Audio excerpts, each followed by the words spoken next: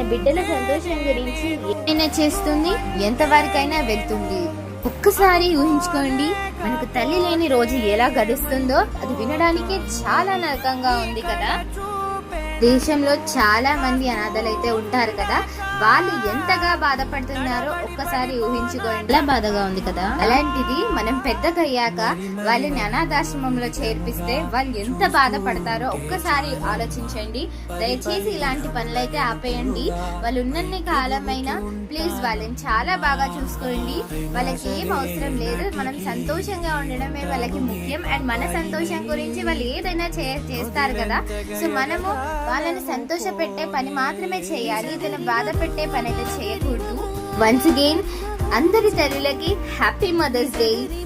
దయచేసి తనను బాధ పెట్టే పని మాత్రం ఏది చేయకండి, ఎందుకంటే తను లేకపోతే ఈ సృష్టి లేదు, ఈ జగము లేదు.